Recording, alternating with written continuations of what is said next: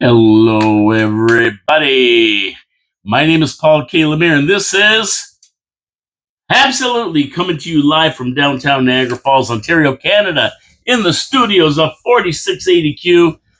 Thank you so much for tuning in. Got a great show here, and some people are not so happy about the situation with the Habs, but we're going to talk about that. We're going to talk about that during the show. First off, you notice John isn't here again. John is predisposed. He couldn't make it again today, and don't worry about it. He'll be back. He'll be back. I don't know if you get tired of listening to me, but our color commentator analyzer will be back. So I'm wearing black. You notice I got my black Habs jersey on today. I come not to bury the Habs, but to praise them. Yeah, I don't know if you know what that's from, but it's from Shakespeare, right? Hey, it's over. Yes, it's over, Habs fans. We're out. We're done for the playoffs. And the loss to the Caps hurt last week. Yeah. What are you going to do? What are you going to do? They knocked us out 4-1. But you know what? I'm not the least bit sad.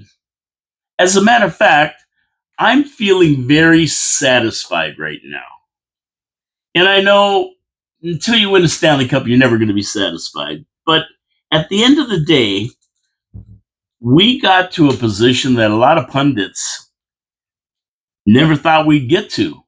I mean, at the beginning of the season, I wanted to see progression because the last 3 years, we came last. We came 28th and 28th, something like that. I don't know, it might have been 30. I don't know. Whatever.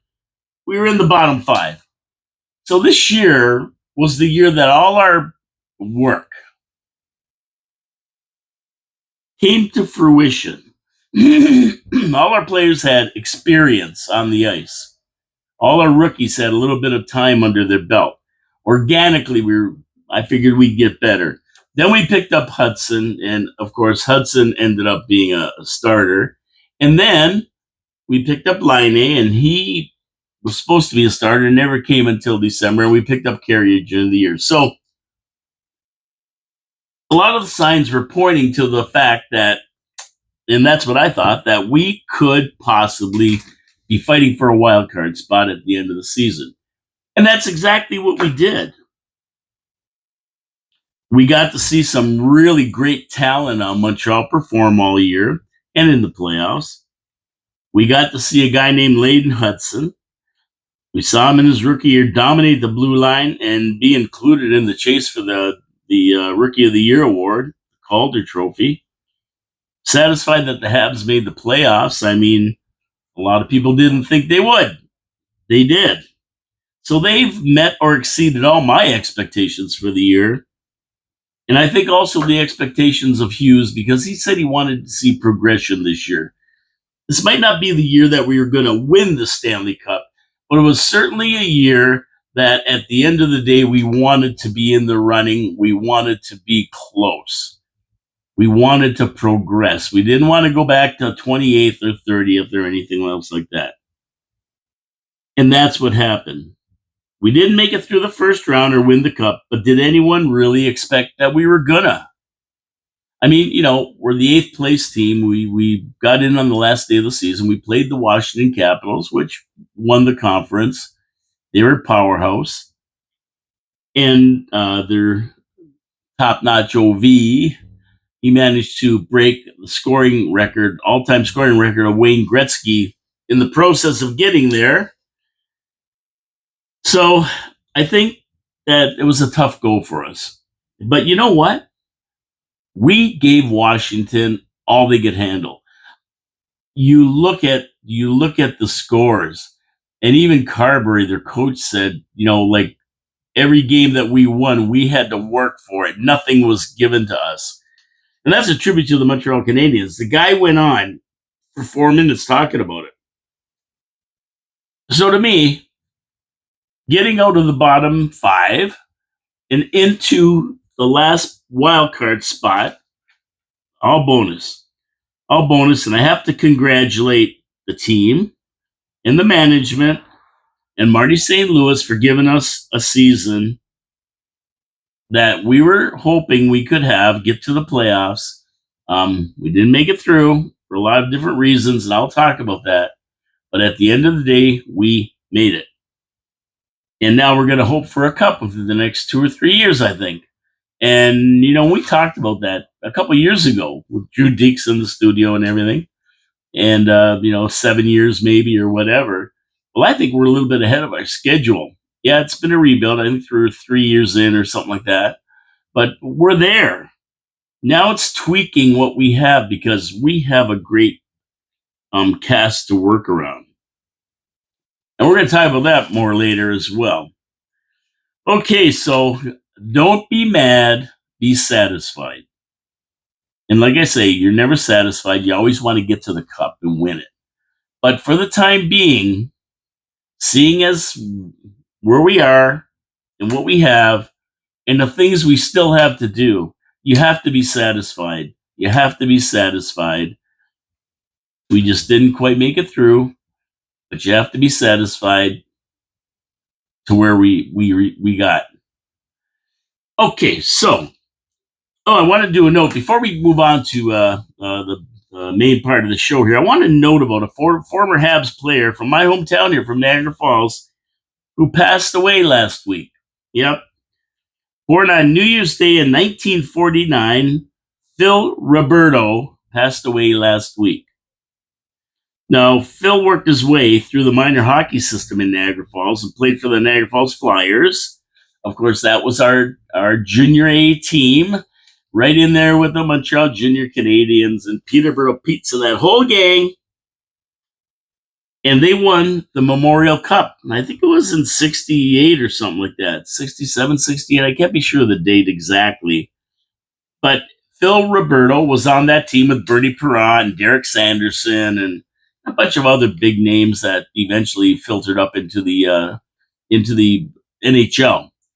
Of course, Niagara Falls Flyers were Boston's farm team, so a lot of the players ended up in Boston, but the ones that didn't ended up all over the place, and Phil Roberto ended up in Montreal. He was drafted by the Canadiens after that Memorial Cup win, and he split his time between the Montreal Voyageurs and the Habs, was part of a Stanley Cup team on the Habs from 1971, playing 39 games with the Habs and scoring 14 goals and 7 assists in those 39 games. Now, I personally didn't know Phil. He's just a touch older than me.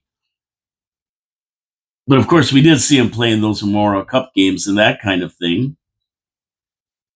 And he went on to play for the St. Louis Blues, Detroit Red Wings, Kansas City Scouts, Colorado Rockies, rounding out his pro career in 77-78 with the Birmingham Bulls of the WHA.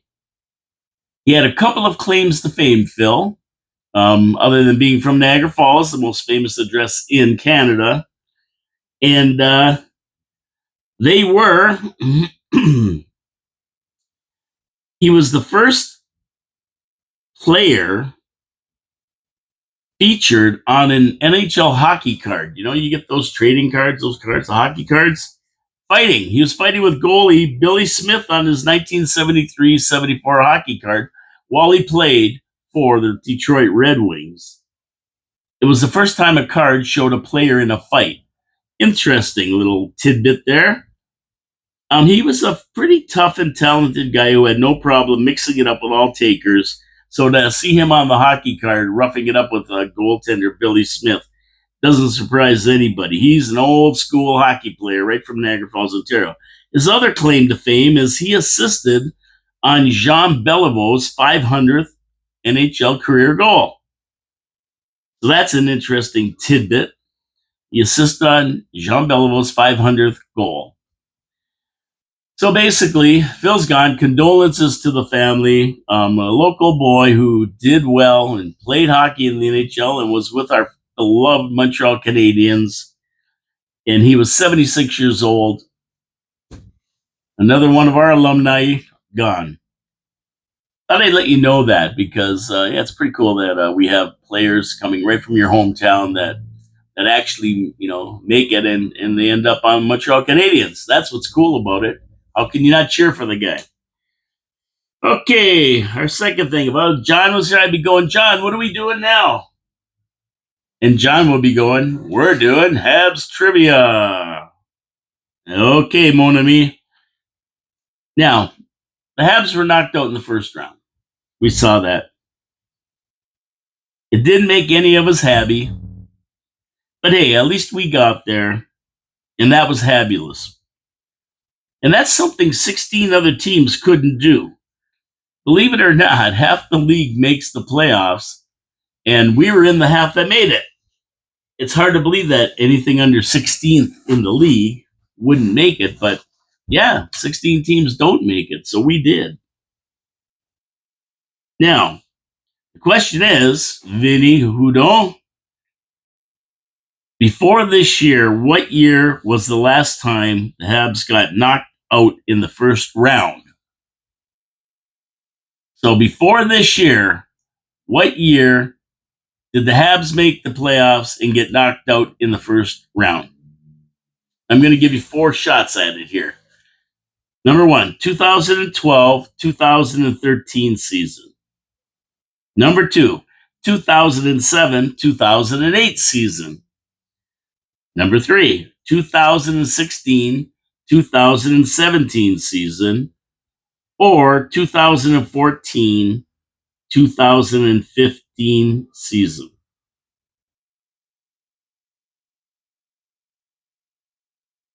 Which season was it?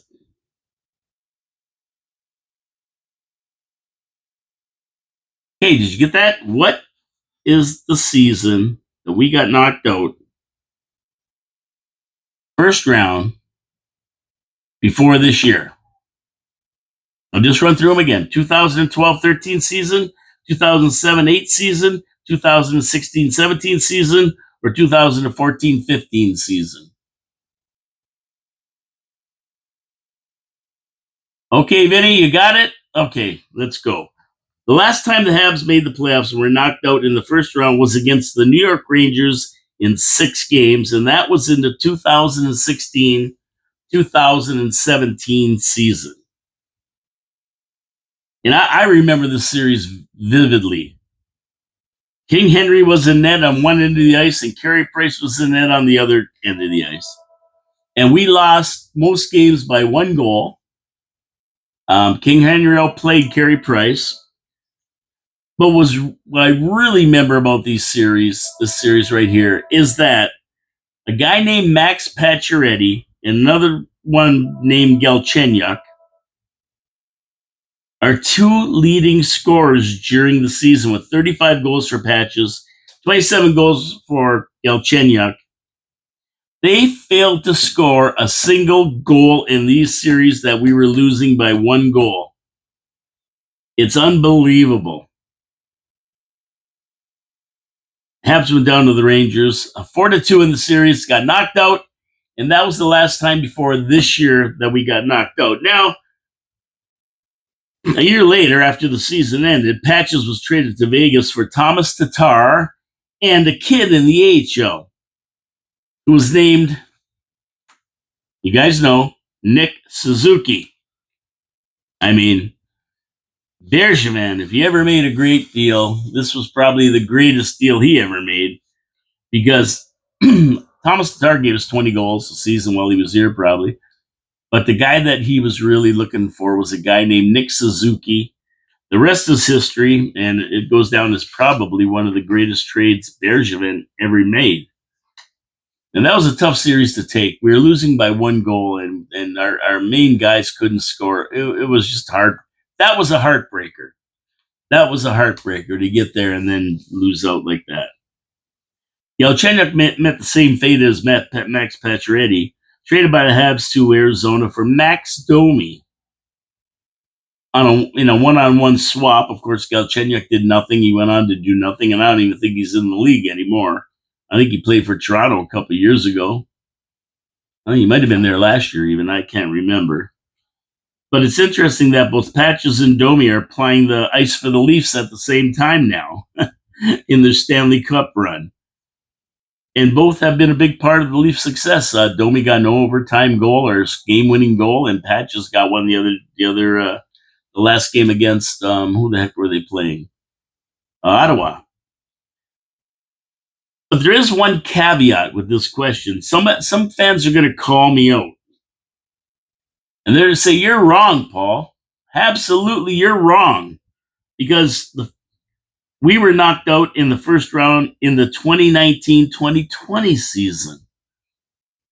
And I'm going to be going, well, you could make a case for that, but if you remember, that was in the 2019-2020 season, and that was when COVID first started. So it's kind of true. There was a qualifying round that we got through before we hit the official first round, because you had to qualify that year. If you remember, the league was suspended in March.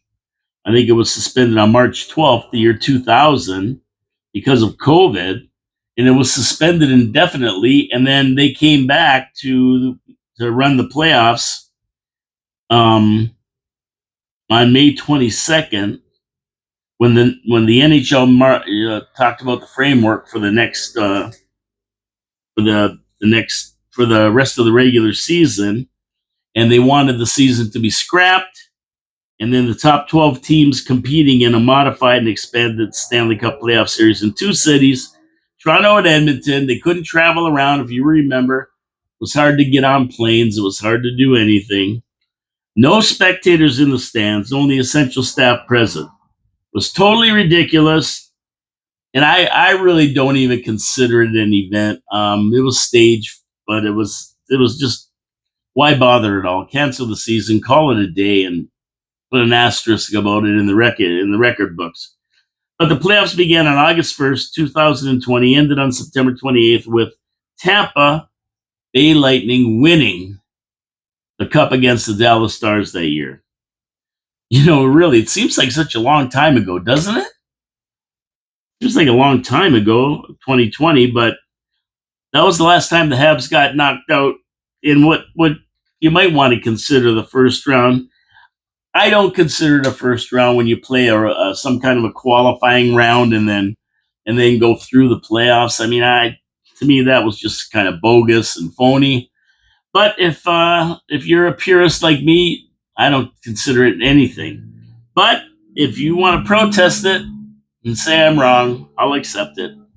Although it was in 2016, 2017 season when it really happened, with a full season, playing the game the way it should be played, 82 games, and then the playoffs. I don't know if you got that video or not, but there it is. Some viewer comments.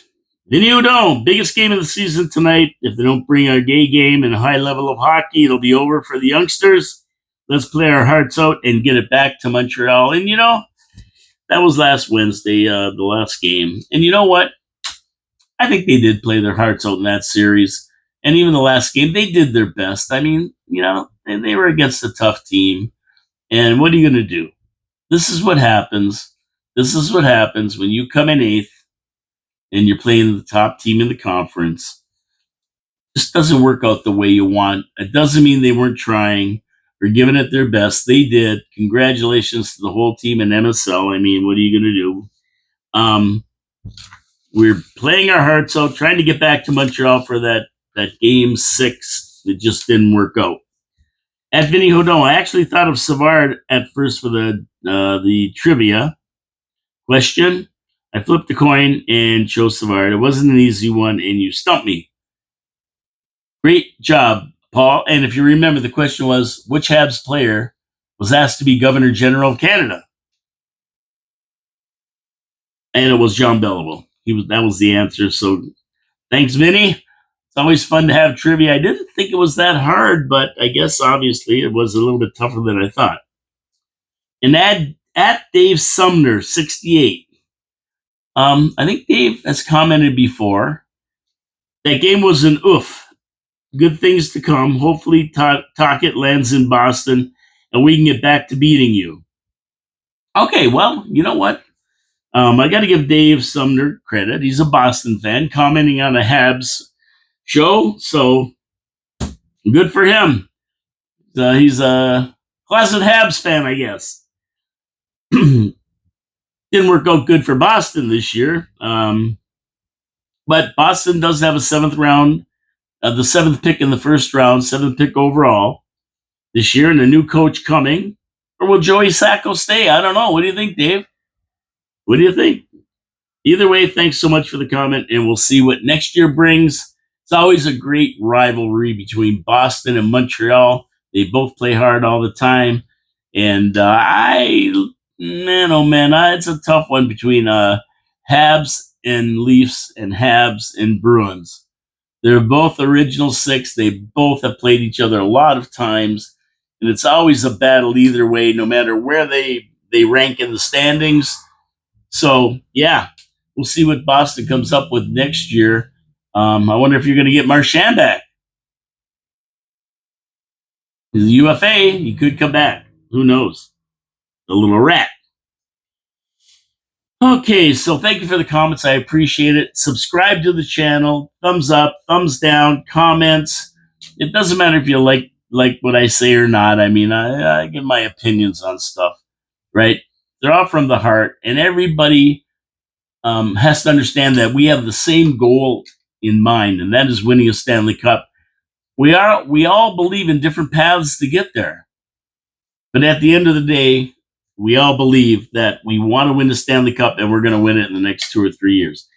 Everybody takes a different path.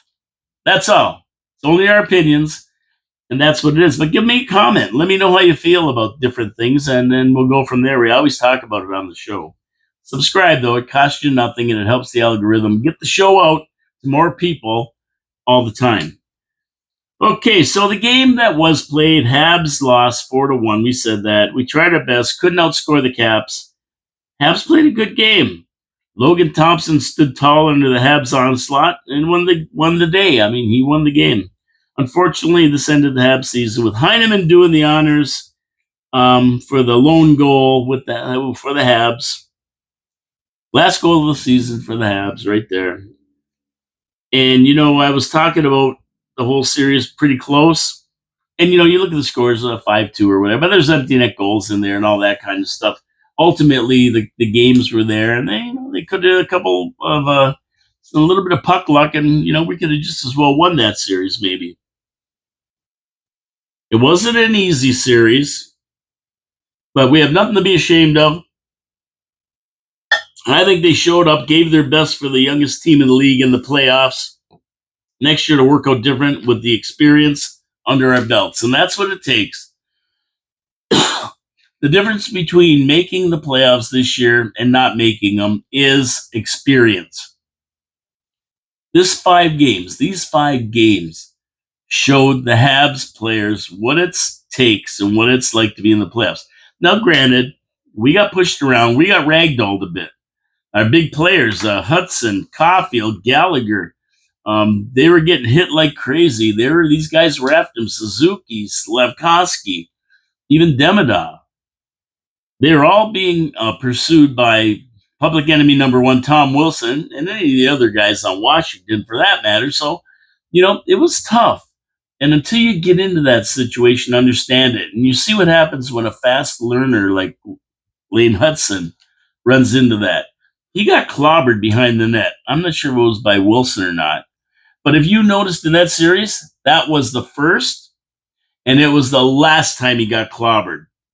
That made him more aware, head on a swivel, and a couple times I saw him go in and then pirouette and get the hell out of there. He disposed of the puck and got out of the way. He was starting to play it smart. He's starting to understand the way these games go. Hey, that's a good thing. That only bodes well for the next few years when we're going to start really challenging this league. It's sad when you get knocked out of the playoffs. It never gets easy. But we really do, as fans, have to reflect on the season and consider if we met or exceeded expectations. And getting to the playoffs means that we did a great job. A lot of reasons we couldn't get the job done. Most of it had to do with inexperience leading to inconsistencies throughout the year. And I know we'd see that. We won 9 and then lost 7. And it was that up and down syndrome that showed the flashes of brilliance juxtaposed to the inexperience. So we see these games where we look like we're unbeatable. And then we see games that we say, like we're never going to make the playoffs with this team. Then they come back and play great. I mean, really, when it gets right down to it, we just didn't have the experience, and we didn't have the horses neither. This team's got to be tweaked a little bit. We have UFAs that are going to be going by the wayside. Guys like Armia and that. Some of these guys aren't going to get signed back. They're going to be let go because we do have players that we have to bring up.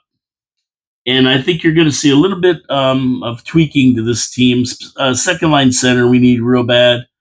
There's going to be some tweakings. There's going to be some tweakings. And, we have to learn to deal with guys like Tom Wilson. And every team has a guy like Tom Wilson. And they go after you. So we're going to need a little bit more size, I think. I think we're just still a little bit too small. We need a little bit more size and grit. We have the talent. It's just that other side of the coin that we need to complete it. And the other weak point I think this year and into the playoffs was Marty St. Louis. Now, come on, don't yell at me. Oh, he's winning the call. He's going to win the coach jacket. Yes, I know that. I know. I'm well aware of what the league thinks of Marty St. Louis and everything. But you got to remember, this is only his third season, not even his third full season.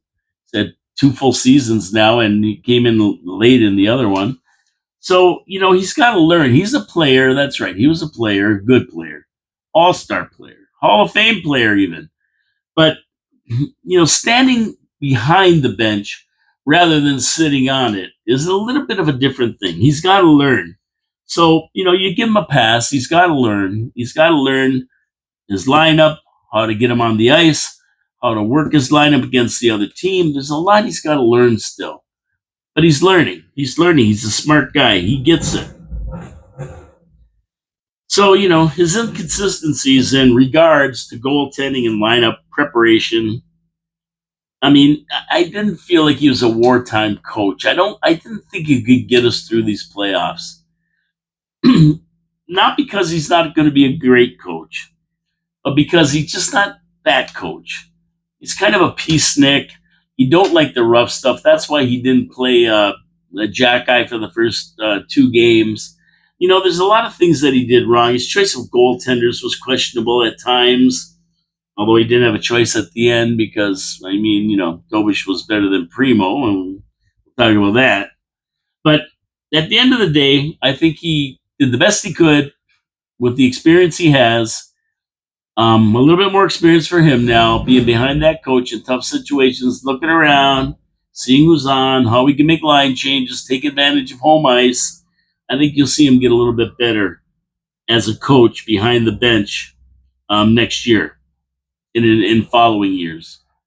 Now, if we regress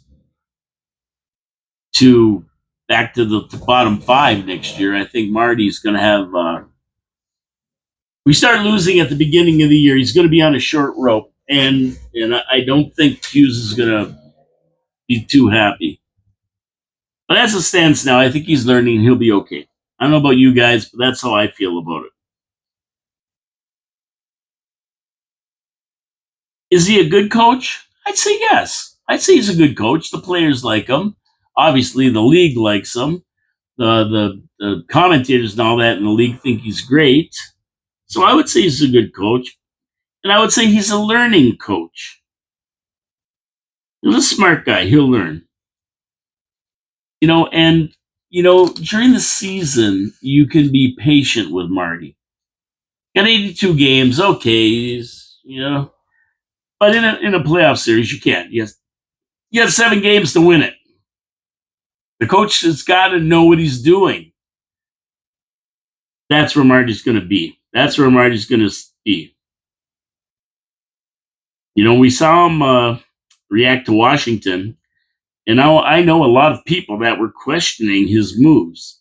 At the end of the day, we lost the series 4-1, and some of that is on the coach. I would say some of it's on the coach, not moving to bring in tougher guys at the beginning, first two games. The rest is on the management who has to make the team bigger.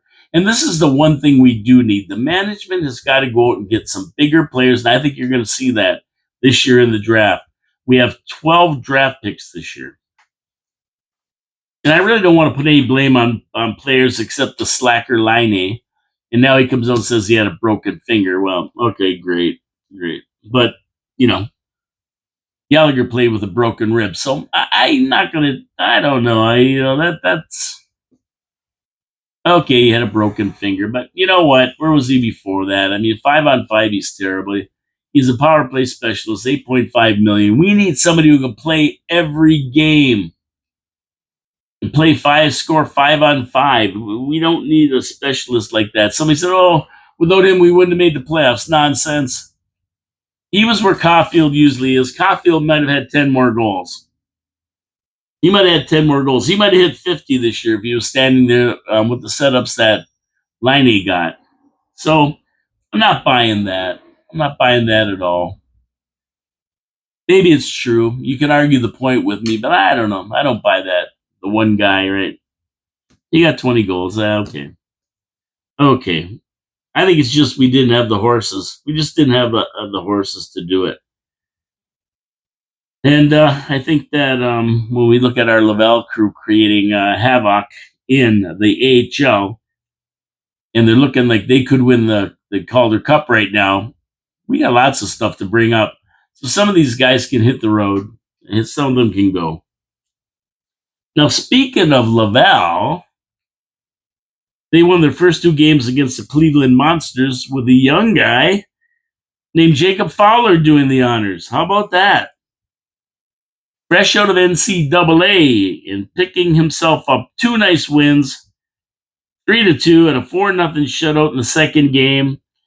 Wow, not too shabby, mon ami, not too shabby. Now here's what gets me though. You know, for some unknown reason, Pascal Vincent, the coach, decided that a hot goaltender was not worth sticking with, so he took Caden Primo and he put him in. He hadn't played since he was called up to Montreal. Fowler guy gets a win in his very first game in the AHL and shuts the guy out the next time. So instead of playing Fowler, maybe giving Primo start in the next series, let's finish this one off. Plays Primo. Primo loses, letting in 3 goals on 25 shots.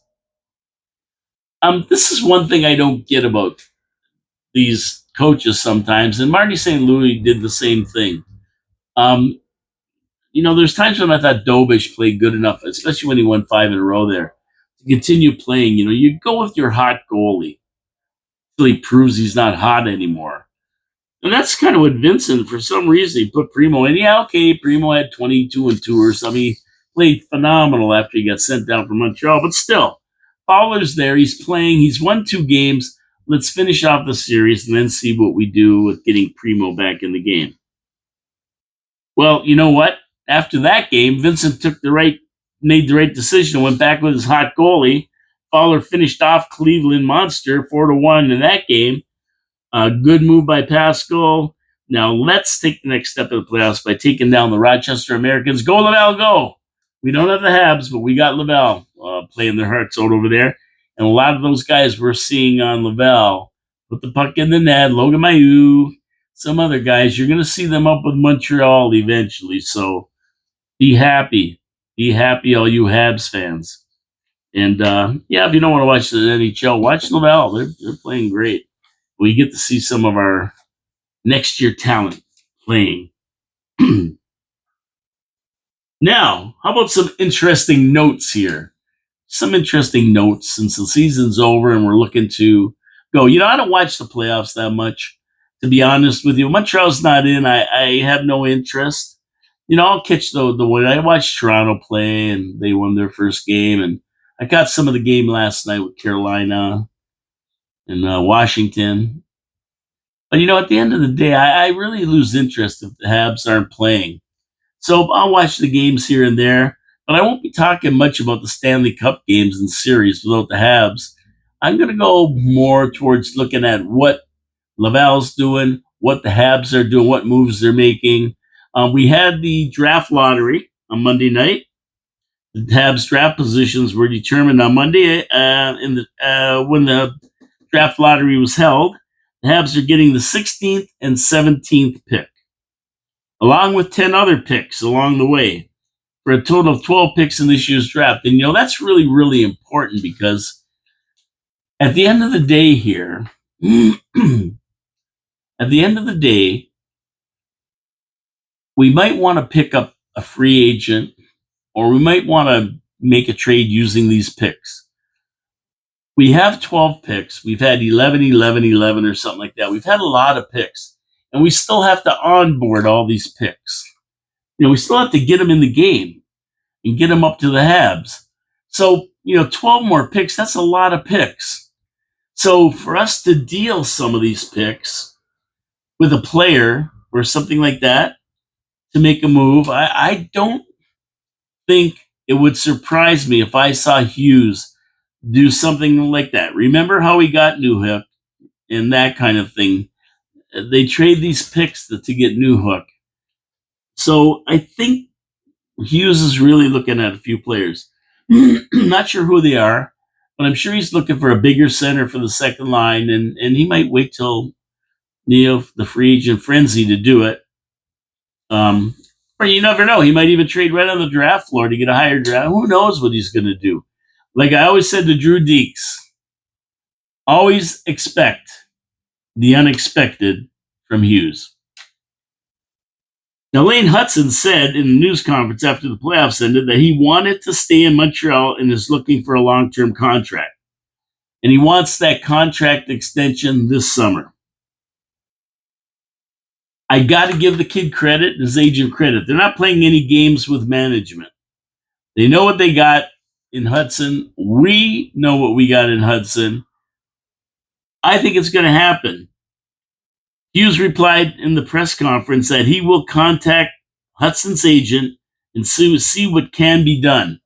And this is great news for Habs fans, right? We have to sign this kid long term. I mean, there are 5 core players that we need signed long term. And we have 3 of them, Ceci, Suzuki, and Slafkovsky. Now we need Demidov and Hudson, because these are the guys that we are building our team around. And the next one will be Jacob Fowler, and then goal. So I think we're going to see something come down the pipe for Hudson, and I wouldn't be surprised if we get a heck of a deal for this guy. And when I say a deal, it's more money than you and I'll ever make. Well, maybe not Vinny Hudon, I don't know, but more than I'll ever make, maybe definitely in my lifetime, unless I hit the lottery or something. But yeah, it's something that I think we should do. I want to get this guy signed up and on the team. On the team.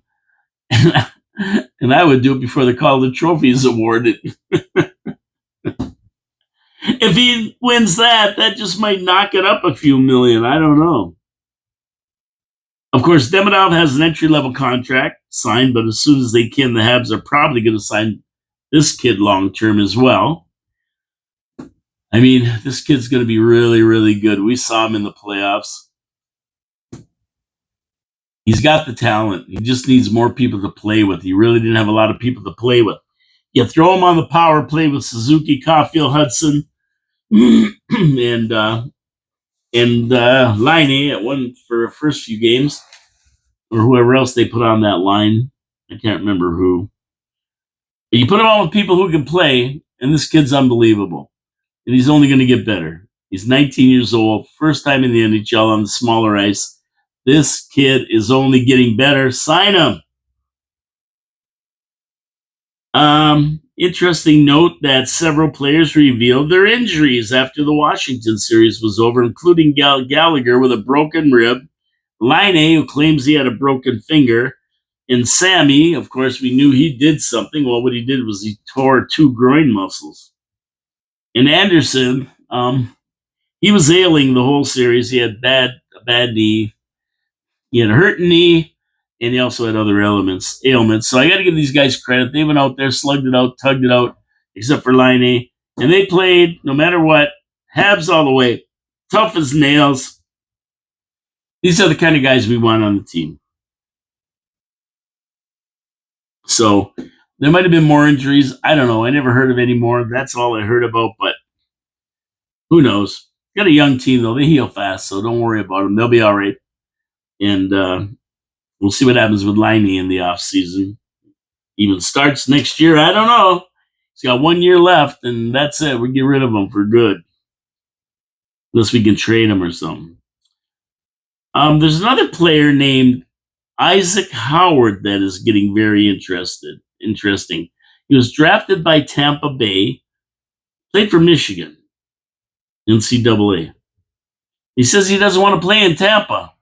No interest in playing for Tampa Bay. And if not, he doesn't sign by this fall. I think he becomes a UFA and can sign with any team he wants. Now, he won the Hobie Baker Award this year and could be someone that Hughes will be looking at. Stay tuned for this one.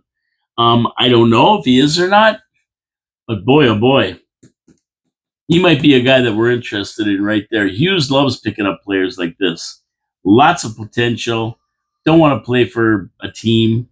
I don't think Hughes is going to have to beat off free agents trying to, and I don't mean like that. Don't get dirty. I think I think there's going to be a lot of players, free agents that would like to come to Montreal after what they've seen. So I think Hughes is going to have a good selection of players to hire if he wants to hire them. But he might be looking at this young guy, another young guy for the team, which would be great. I mean, we're building a team that's not only going to win in 2 or 3 years, that's going to win in 4 or 5, 6, 7. We're building like a dynasty type of team here. So that's great. And the coach of Washington talked for 4 minutes about Montreal and what he sees in this team and what he thinks is going to happen with them in the future. And it was all good. He was totally impressed with the talent and the tenacity and the perseverance and the persistence of Montreal. Wow, when a coach gets up there and talks after the series about the other team for 4 minutes, that's impressive. That's impressive. Now, there's some big talk, and I don't know what the heck this is. Big talk about Crosby coming to the Habs. I sat and thought about that. And you guys can leave comments about this, about Crosby coming to the Habs. Would we want him? I mean, it would be pretty cool to have him. He always wanted to play for the Habs, so it would kind of work out. But I don't know. At the end of the day, do we really want Sidney Crosby? Well, you know what? I still think he has a few good years in him. And what he would bring to that dressing room, my goodness, my goodness. The ultimate player, one of the best players ever in the league. The guy is a legend, and he's going to stay a legend. He has a few more good years, and what he could bring in knowledge to this team in the dressing room, to a young team. And, Marty St. Louis would probably even turn to him for some advice at that point. Boy, he would look good winning a cup in a Habs uniform, wouldn't he? I would say he might be worth. I know I'm always saying no geezers and no Smurfs. We got enough. We got enough. But man, when you got a chance on somebody like this, if this is all true, I mean, it's all just internet stuff. But could you imagine? I mean, how many of you would like to see that? Anyway, leave comments. Tell me what you think about that one. I don't know. Interesting. But I do think that by next season, you're going to see Hughes and Gorton making some moves to shore up the team with size and toughness. And that's going to be their summer campaign. That's going to be their mandate for the summer, looking for those players that are out there that can shore up this team, make us a little bit bigger, a little bit heavier, a little bit grittier, a little bit tougher to play against, especially in the D zone. And that's really what we need because we have the talent. We have the guys who can put the puck in the net. We have the guys who can skate like the wind. We have the guys who can dipsy doodle. Now we have the power play because this power play, it's going to be tough next year. Now we just need the size. I think we just need some bigger players, a big second line center, some bigger, tougher players that can also play hockey. I think that's what we need now. If we can put that insert that into the lineup, maybe for Dvorak, Armia, some of the other guys like that. No, I don't want to get rid of Evans necessarily. Maybe Newhook, Doc. Doc's another question mark. I mean, we've been playing with him for 2 or 3 years now, and how much longer are we going to play with this guy? He's an eggshell. He's hurt all the time, never plays. Then he comes back and he plays crappy because he hasn't played in a long time. He gets injured all the time. I mean, I think it's time maybe to part ways with Kirby Doc and look at another direction. Same with Newhook.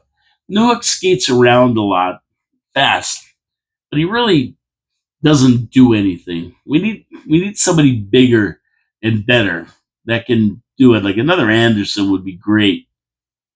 Even another Evans. Put the puck in the net, can skate. He's talented.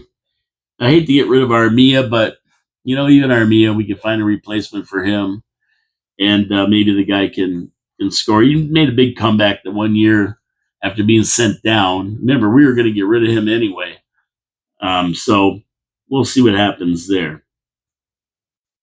Okay, le 3 étoiles de la semaine dernière. We're coming to the end of the show today, and after seeing the season we had. And after seeing the playoffs that we had, and I thought the Habs were good in the playoffs. It's not up to a premium team, but still darn good. I'm really not going to assign any stars this week. I think the whole team did the fans proud and has really, really given us a look into Hughes' crystal ball and where this team is going. What Hughes sees. We saw it. We saw those flashes of brilliance. We saw how Hughes is building this team. We see other players that are going to be ready to come up and replace some of the ones that we do want to move. Time to move them to other places. I think we've got draft picks that we can deal with and get rid of players so guys like Mayu can come up and Owen Beck can come up. And we got a good solid defense with Lane Hudson and Gooley and even a guy like Stubble. Played great. Savard's retiring, so there'll be room for somebody else. And I think we're going to see some great things next year. I think we're going to go farther for sure. And you just know that the future of this team is bright. Like I said, when Carberry took 4 minutes to talk about the team, he said, imagine with having to deal with our first line for the next 10 years. And then add Hudson and Demidov to that. I mean, that's a huge compliment. So, I can't give any player a star, but I sure want to give the whole team, the management, and you, the fans. I want to give everybody a star. I mean, there's a lot of guys who were down on them, and I was one of them. I'm going, I don't know about this team. I don't think that, they're just not tough enough in that. And they always brought me back. Every time I try to get out, they bring me back in. They always brought me back. And even in the playoffs, to make the playoffs, they had to win that last game. And I said, you look at the show, their inconsistency will be what gets us in the playoffs. In other words, I know darn well if they have a few bad games, they're going to have a few good games. It's just the way it went this year. And I really, really want to say the stars aren't just the players and the coaches and the management and the trainers and the whole team. They're you, the fans. You're the stars. You stuck behind them. You cheered for them. And a lot of you, no matter what happened, you stuck behind them. You weren't negative Nancy's or Debbie Downers or whatever. You stuck by them, and I give you credit for that. I love my Habs. I want to see them win. I get disappointed when they don't. I try to analyze why they're not winning, the things that might be holding them back, and whether it's the coach or players, certain players. But at the end of the day, we had one heck of a season. And I don't think we can take that away from Marty St. Louis or the players or the fans. Or the fans. I mean, what fans in the NHL give a guy a standing ovation for an assist? Well, that's what Demidov got in his first game. He got the assist, a standing ovation for 5 minutes. And then he came back with a tremendous goal, highlight reel goal. This kid's everything that he said they say he's going to be. He's going to be that. So that's the kind of fans we have. That's the kind of fans you are. I mean, we're all stars in all this. We are all stars this week. I'm naming everybody a star, all the fans, all the players, all the coaches, everybody for the season we had. And I just can't wait to sit here week after week and talk about what the Habs are going to do going forward. Talk about Laval, because you know what? Laval is a window into what the Habs are going to be doing in the next few years. That's our window into the future. So you got to look at the team and say, that's our window. Look what we have: Owen Beck and Mayu and Reinbacher and Andre Wawa, or what is that? Wawa, Joshua Wawa, and the rest of the crew, Mishar, whoever else you want to name. You name anybody you want on that team. Brard Boulet. Oh, man, there's a ton of them. What happened to Harvey Picard there? Pinard. We got lots. Anyway, believe me, we got lots. Take my word for it if you don't watch the Laval. But if you do, you're going to get a window into the future of the Habs. And it's all good, ladies and gentlemen. It's all good. I'm excited, and I'm going to be watching. We have the draft coming up June the 27th or something like that. Then we have the prospects game. Then we have the free agent frenzy in 1st of July. And then we move on to to whatever the heck else we have, some junior series, some World Series. Then we have the training camp. Then we have the exhibition games. Then we got the season in 5 months. And then I think they're doing the Olympics this year. So there's lots to talk about, lots going on. And we're going to be on top of all of it at HABSOLUTELY. Thank you for tuning in today. We really appreciate all our fans. You're the stars, and you're the stars of our show, too. Don't forget to subscribe, to like, to comment. Let us know what you think. There's a lot of people out there who come up with a lot of great ideas. And I enjoy watching them and reading them and getting them on the show. And you never know. You never know what's going to happen next year. We could be in the final. We could be in the final. Don't put it past these Habs. They got it going on. Couple tweaks. We're going to be there. My name is Paul K. Lemire. I'm here without my partner, Jean-Louis Filion, this week again. But we can't wait for him to come back and get his take on all this, because, John, he's always got a different take than me. He looks at hockey from a different perspective as me, and he adds his part to the show. Very important, very important. Thank you for tuning in. Absolutely. 4680Q Radio, downtown Niagara Falls, Ontario. I'm getting out of here. Watch the playoffs if that's what you're into. I'll be watching them on and off. But I watch the Habs a little bit more, what they're doing in the off season than I do the games. Take care, everybody. God bless you all. We will talk to you next week at noon on HABSOLUTELY. HABSOLUTELY. Au revoir, mon ami.